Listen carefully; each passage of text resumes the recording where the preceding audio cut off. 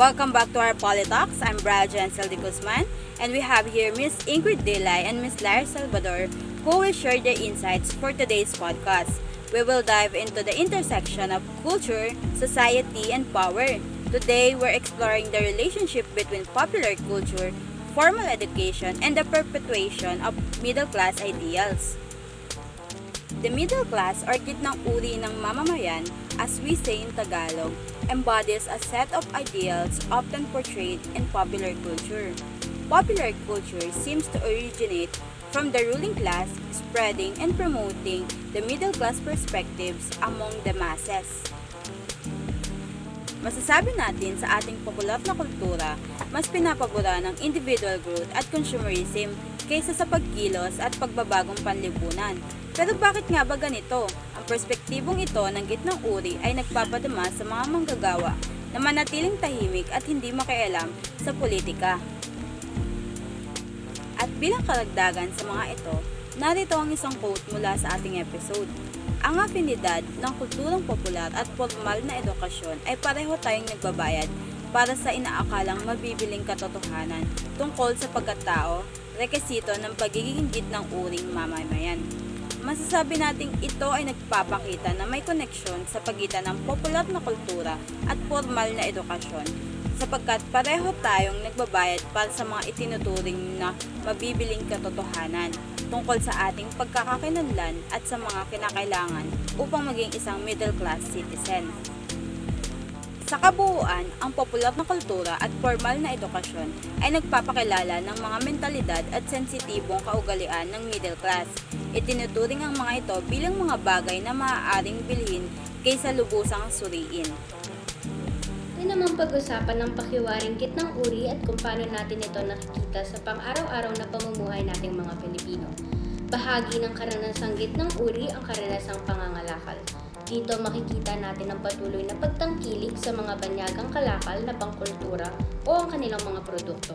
Halimbawa sa usaping damit at sapatos, ang mga Pilipino ay mas tinatangkilik ang produkto ng iba kaysa sa sariling atin. Madalas ang ganitong klaseng senaryo ay matutunghayan tuwing sweldo o di kaya sa mga pagkakataong may pera ang mga Pilipino. Ating mapapansin na nire-reward nila ang kanilang mga sarili sa pamamagitan ng pagbili ng mga branded na gamit, panonood ng sine, o di kaya ang pagkain sa mga restaurant tulad ng samgyupsal at hotpot na kung saan ibinibida dito ang kultura at pagkain ng iba. Ito ay sa kadahilan ng binibili natin hindi lang ang karanasan bagkus maging ang posibilidad ng mas malayong pangkaranasan. Ipinapakita rito ang ating pagkakakilanlan sa pamamagitan ng impluwensya ng pagtangkilik ng mga commodity ng kulturang popular.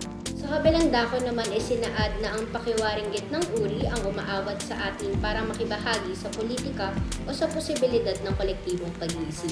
Ang pseudo-middle class mentality ay tumutukoy sa ideyang ang pagiging isang middle class ng individual ang pinakalayunin sa buhay, kung kaya nagiging hadlang ito upang maging aktibo sa usaping politika.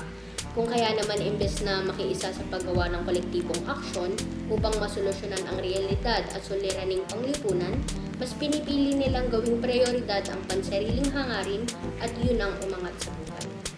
Sa kabilang dako naman ay sinaad na ang pakiwaring gitnang uri ang umaawat sa atin para makibahagi sa politika o sa posibilidad ng kolektibong pag-iisip.